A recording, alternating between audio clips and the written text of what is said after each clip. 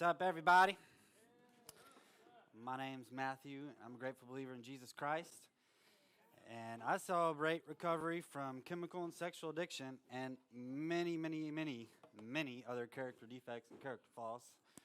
I want to thank you all for coming tonight. If you've not been told yet, you are loved. It may not feel like it in the moment, but you are loved. And we love you, and we're glad that you're here. So tonight, we're in step 1, lesson 1, denial. And I took the step 1 and principle 1, and I kind of mashed them in together into one sentence, and I'll read that to you now. The step 1, principle 1 say this: I have to realize that I am not God and admit to myself that I am powerless to control my addictions and compulsive behaviors. I have to realize that I cannot manage my life on my own. And in tonight's lesson, denial, we'll be focusing on that first part of the step. I have to realize I am not God and admit it to myself. And guys, denial is a very complex topic on its own, let alone in 25 minutes. And really tonight, all I'm going to be doing is scratching the surface. And, in a few weeks, actually, we decided that this is so important that Lori's going to teach on denial again in a few weeks. But why is it such a difficult topic to discuss? Well, it's so difficult because denial is about deception, and deception can be very hard to recognize in itself. But denial is not only deception, it goes a step further, it's deception of self, right? And that is extremely hard to recognize, how we deceive ourselves. The web of lies we weave can become extremely complex and hard to recognize. So I want to start with some definitions. Now, I just pulled these definitions from secular parties. The first one is that denial is a false system of beliefs that are not based on reality. So basically, we come up with a belief system that is just absurd, right? Another definition is a self-protecting behavior that keeps us from honestly facing truth. So what that's saying is that we lie to ourselves so convincingly to avoid pain that we lose the sense of truth altogether. Doctors and psychologists would explain denial like this: that denial is a temporary coping mechanism to protect ourselves from painful events in life. And I can get down with that, because when we're children, denial can be a very useful tool to help us to cope with emotional trauma that's just beyond our capability of understanding, right? If you have children, you know that when you have a serious conversation, you have to speak on the level of understanding for them. So many trauma that we experience as children, we just can't process. And so denial is useful to move forward in life. But notice that it should only be as a temporary coping mechanism. See, as we mature in adulthood, we should be replacing denial with healthy coping mechanisms. But most of us, at least me, most of us are not very successful in growing up into mature adults, let alone creating healthy coping mechanisms. And so we apply denial in all kinds of healthy ways as grown children. One of those is avoidance, right? And that could play out like this: I need to avoid all the places and people that trigger me, and I'll be just fine. Well, avoiding triggers is a very smart thing to do during certain seasons of extreme temptation. But at some point in our recovery, we have to start to become masters of our triggers, or we will never be able to live a life of freedom in this world. The lie of avoidance is keeping us from living our witness of life rescued and redeemed. Another coping mechanism would be comparing ourselves to others, right? Like, for example, sure, I drink a 6-pack a day, but I don't drink as much as Matt does.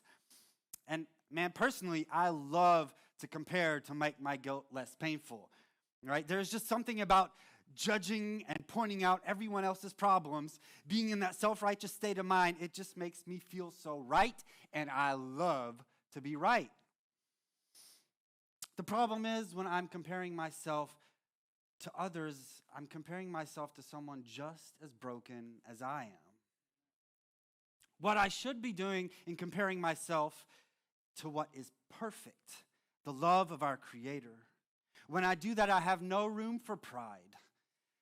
And it's automatic that I become humbled and I become self-aware of my brokenness. Another coping mechanisms or way of denial is justifying ourselves. And we can justify ourselves, for example, in our anger. When we say, well, anyone have been angry in that situation, and honestly, she deserved even worse than what I gave her. Or we can justify our habits like this. Man, it was just a hell of a day, and I just need to relax.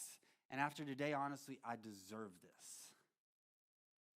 Justification is another one of my favorites. In fact, looking at this list that I came up with while I was writing, I was like, man, you're just subconsciously confessing all your greatest forms of denial to everybody here tonight. So, amen to that, right?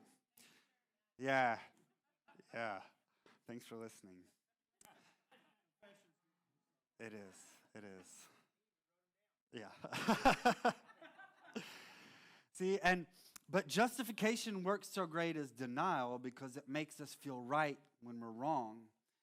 Justification is so dangerous because it makes us feel right when we're wrong. But again, if I look at justification through God's perfect love, then I realize that if I were to truly receive justice, I myself would fall terribly short and deserve punishment. Man, there are dozens other forms of denial, and I don't have time to get into them, but I would encourage you to go home and do a Google search for types of denial and go down the list and learn them, and you will be surprised at how many pop up, and you're like, that's me. It's a great exercise.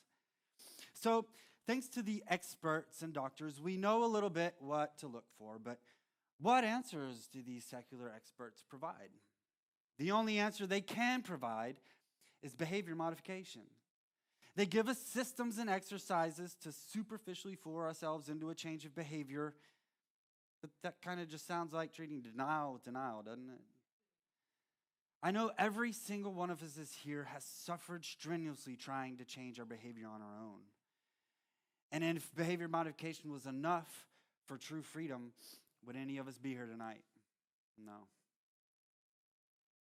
So why are we here? Well, either you're in search for truth or you have found and are following truth. Not just any truth, but the absolute truth.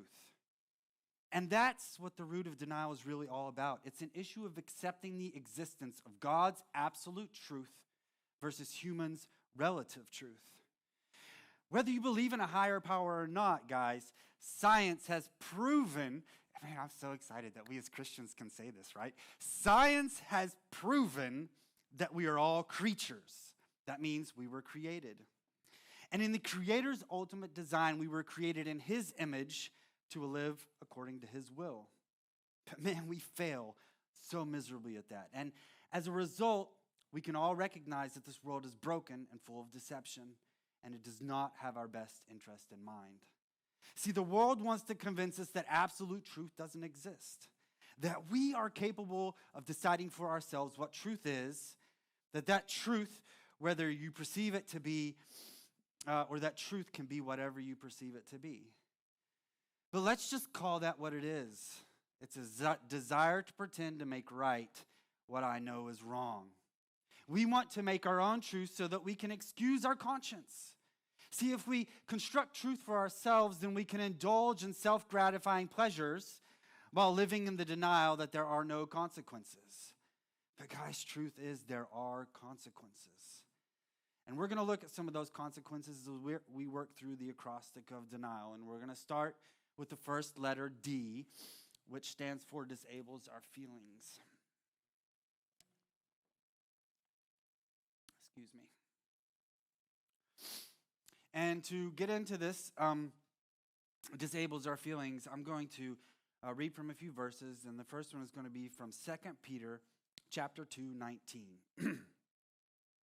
It says, "They promised them freedom, while they themselves are slaves of destructive habits. For we are slaves of anything that has conquered us." You know, when I read that last part, "for we are slaves of anything that has conquered us," I was just like, mic drop off the stage. I love that verse. But the first thing that I ponder as I look at this verse is, who's the they? Well, as we always do when we want to find out, teachers of the Bible call this teaching in context, where you don't just take one verse and but to get the whole context of the picture, you have to go before and after the verse and read. And so that's what I did. I went to chapter 2, verse 1, and there it says that they are false prophets and teachers, and that their teachings are destructive selfishness, and that they deny the truth of life. Then it goes on in verse 2, many of us will be deceived and will follow our own sense of sensuality, and that the message of self-pleasing emotional satisfaction will be seen as truth. Because of these false teachers, the way of truth will be distorted, perverted, and blasphemed. Sound familiar in the year of 2023?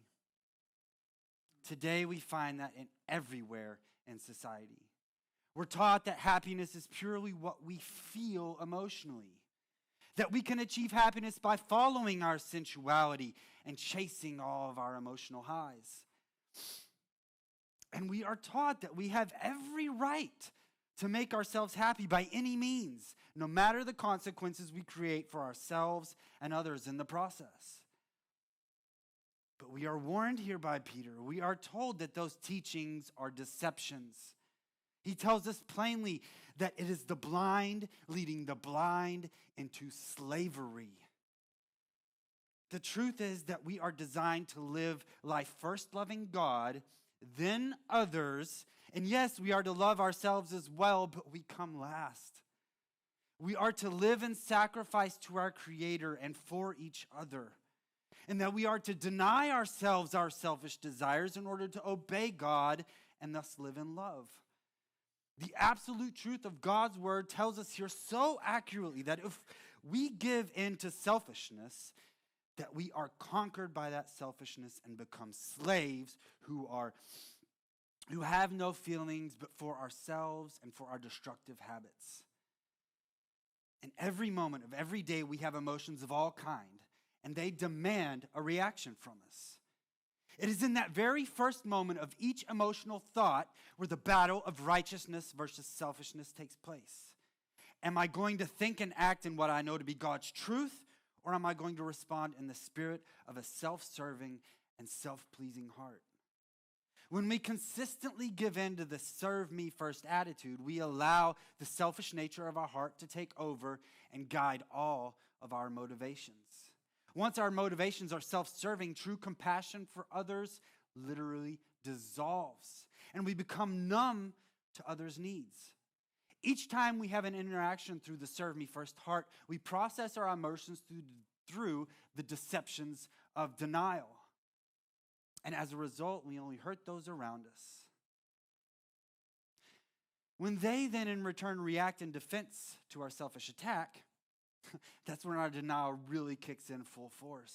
And it does not allow the compassion required to examine our actions honestly. And so all we have left is once again lean on those selfish emotions and lash out. And all we do is just keeping causing more hurt. It's like an engine that creates its own fuel. It's extremely scary. So if we want to end this cycle of denial, we have to start by understanding our selfish desires and begin to learn how to lean on a supernatural strength to love God and others first, the way that we were created to. Once we realize our selfish nature, we can start to unpack all the other issues that our selfishness creates. The E stands for energy lost in denial. And the past, present, and future all take on new reality, and they become one of denial's most powerful tools to distract us from truth. And these distractions suck up all of our energy. See, the regrets of all of our horrible mistakes in the past, they bash us over the head and over the head time and time again with this horrible lie that we are beyond forgiveness. These lies of worthlessness, they keep us shackled to a ball of chains that only grows heavier with every new selfish act we commit. Shackled to this chain of regret, we are unable to move forward in life. So often, this becomes a habit of just wallowing in our self-pity and despair. And in the present, Well, man, here we just love to play this game of denial where we use it to deceive those around us for whatever selfish motivation we have in that moment. Then we drive ourselves mad with worry over the truth coming out and getting caught in the deception that we sowed. So we sow more deception to cover the first one. But of course, the new ones need protection from the truth as well, and so it goes on and on and on. And before we know it, we are spending all of our energy and time just managing our web of deceptions. And at this point, our denial can have twisted the truth so crazily, we become so scared of the truth that we don't even realize that the truth is the parachute to our free fall. The future is just as captivating of a game. Full of all of its plans and dreams and ambitions, we can put so much effort into the future that it consumes all of our time and energy. It becomes so that we depend on it for comfort. It gives us the illusion of control in our life, and we spend all of our energy chasing that illusion. Or maybe when you look into the future, and this was the case for myself, all you can see is this haze of uncertainty, where the mountain of problems is just too overwhelming to even begin the climb. But worrying about the past and dreading the future makes us unable to live and enjoy God's plans for us in the present. But in order to live and enjoy God's plan for us, we have to live in absolute truth that He provides us. Psalm 147:7 says, He, meaning Jesus, the only higher power, He frees the prisoners. He lifts the burdens from those bent down beneath their loads. See, we imprison ourselves with selfishness, but selfless submission to God and faith in the truth of what He did for us on the cross, it breaks the chains and frees us from our burdens of the past and future. And it gives us the energy and strength to live the truth right now in this present moment. But so often, and maybe it's you right now sitting here, we ignore God's absolute truth. We write it off as this vivid imagination of that dude up there speaking. Or we just say it's nonsense, and then we just keep plowing away, but we never grow. So why do we not grow when we're entangled in all of this denial? And by the way, that's what the N stands for, negates growth. So why do we not grow when we're in denial? Well, first off, see, we allowed our selfishness to create unhealthy coping mechanisms. We talked about that. Then the next thing we said was that we then protect our feelings and emotions into the shutdown mode. And as a result, we exhausted ourselves both mentally and physically to maintain it all. Well, looking at that, what we just discussed, how is anyone expected to grow and gain knowledge of truth? We don't, because denial negates growth. See, we can't see our own blind spots in areas that we need to grow if we are trying to be the light in our life. We have to shake our foolish pride and humble ourselves and submit to God to be the source of our light. The book of John records many accounts where Jesus spoke as himself as the light of God's love. One of these things Jesus said is, he said, I am the light of the world. He who follows me will not walk in darkness, but will have the light of life. If anyone walks in the day, he does not stumble because he sees the light of this world. If we can submit ourselves to our Creator, He will illuminate us with all the wisdom that we require to love Him and others. All of our hurts, hang-ups, and habits that we produce in the darkness of our self-serving hearts, He will use those to correct us and to teach us, to grow us and bless us with knowledge of His wisdom. With every problem, God will grow us to a solution. But without growing in God, the problem won't get solved. Psalm chapter 107 says, when they cried out to the Lord in their trouble, He saved them from their distress. He brought them out of darkness and gloom, and He broke their chains apart. The only answer that the darkness of denial has for adversity is angry justification and self-pity. Instead, we need to cry out to our Father, and we need to dedicate our understanding to be molded and conformed to His purpose and will. When we do this, He will break our minds free from the shackles of darkness. Otherwise, we just continue to isolate ourselves from God and from His absolute truth. That's what the I stands for. Denial isolates us from God. In the book of 1 John, he uses light again to explain God and our relationship with Him. God is light. In Him there is no darkness at all. If we claim to have fellowship with Him, yet walk in the darkness, we lie and do not live by the truth. If we walk in the light, as He is in the light, though, we have fellowship with one another, and the blood of Jesus, His Son, purifies us from all sin. This verse says that God is pure. There's no darkness. He has no selfishness. God is the absolute truth. And when we live in selfish emotional satisfaction, it separates us and isolates us from God. And this has been the case since the very first man.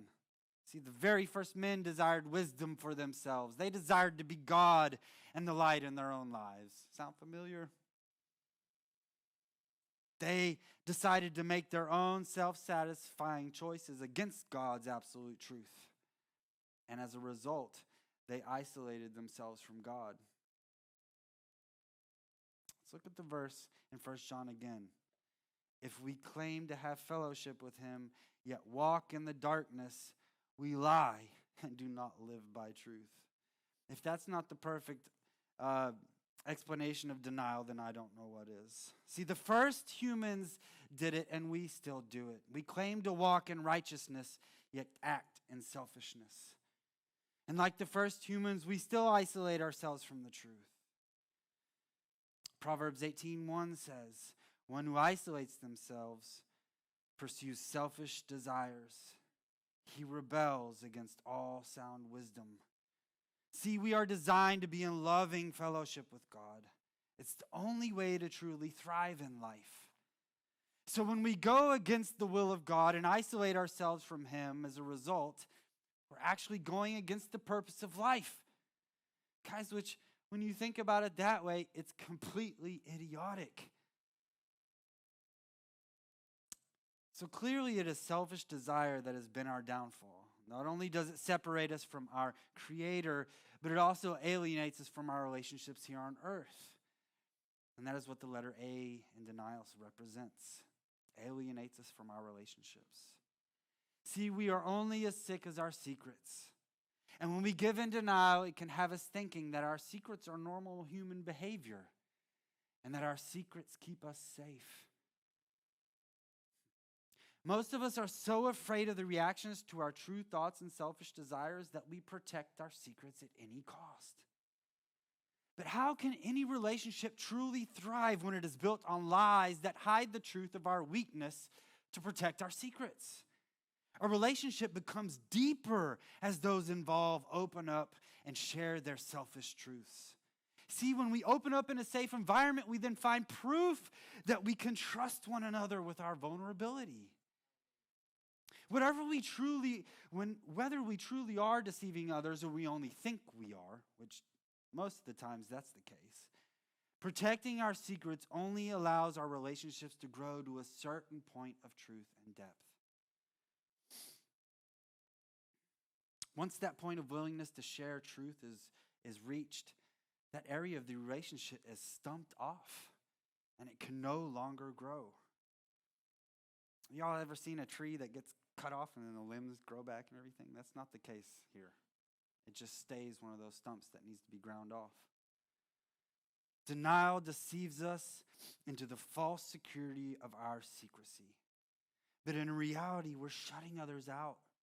And we're forcefully rejecting God's blessings for ourselves and others in the relationship. See, when I was in my active chemical addiction, I could only be around those who accepted or participated in my drug use. Anyone who did not, which was really everyone who truly loved me, they just got pushed away. So I ended up pushing all true loving fellowship out of my life. Ephesians 4:25 says, stop lying to each other. Tell the truth. For we are parts of each other. And when we lie to each other, we are hurting ourselves. We spend so much time protecting our secrets through deception that we eventually push everyone away and hurt them through our lies. Since we are designed to be in a loving relationship with one another, we also do nothing but hurt ourselves through the relationships that we destroy. Using denial as a defense mechanism against pain does not solve the pain, it lengthens the duration of our pain. That's what the L stands for. It lengthens the pain.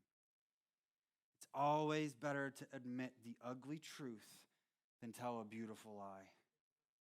Deception and denial may solve problems in the present moment, but it just builds problems in the future. Guys, this world is fallen in nature. That means that life is full of painful situations. There's no escaping pain in this life. It is bound to find us sooner than later. Running from the pain or hiding it or pretending like it's not there only lets pain fester. And like a small infection that would be harmless with timely treatment, it can become life-threatening. We were designed to live in truth. So bring all the ugly truth to the surface so that through confession and repentance to God and to each other, the hurt can finally begin the healing process. Earlier I said that all man's relative truth has to offer us offers us to fix our hurts, hang-ups, and habits is behavior modification. And obviously that's not enough to achieve healing, or we would have all healed ourselves by now. So what is the alternative? Hopefully I've been clear enough on this point that you can answer the question yourself. The better alternative, in fact, the only path to joy in life and for eternity, is to submit ourselves to the absolute and only truth of our Creator. We were created with that absolute truth ingrained in us. It is evident through the fact that we are all born with a conscience. We are all born with the knowledge of when we go against His truth. We are all born with the need for love and acceptance. You ever asked yourself where that need comes from? Or why do I exist? Or what is the meaning of all this circus we call life? I think at some point we've all pondered these questions, and they are awesome questions to ponder. To find those answers, I urge you to go straight to the source. Our Creator has revealed all of His truth in a book, and it's called the Bible. I've been teaching from it this entire lesson. There you'll find every absolute truth necessary to live how you were designed to live. But it all truly begins with a relationship. A relationship that begins with you and your Creator. And that relationship has to begin with a conversation. Our Creator is all-knowing. Our Creator is all-powerful. He is capable of anything that you ask Him. But you have to ask. And He will always be there when you call upon Him. Laura, you can go ahead and come up. At every end of every service, we give out blue chips. The first chip. And this chip represents your commitment to a new beginning. Maybe you're sitting there and all this Jesus stuff is just nonsense to you. Well, that's okay because that's where you are at. But regardless if you believe in a Creator or not, you probably still have something inside you urging you to make changes and to step out of your denial. That's why you came here tonight, isn't it? Come get a chip and start that journey today. Perhaps you know that the Creator's absolute truth is something you need to submit to. Come get a blue chip and start the relationship today. We would love to talk to you about that. Just because we have submitted to Jesus does not mean all of our issues are solved. Look, if you're currently struggling with a hurt, hang-up, or habit, and you know you need to recommit yourself, come get a blue chip. Whatever your situation is, we're going to have leaders to the sides here. Would you guys go ahead and mind standing up?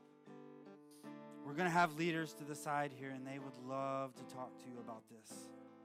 But don't leave here without making an attempt to find answers. And I urge you to come get a blue chip and make that commitment to change.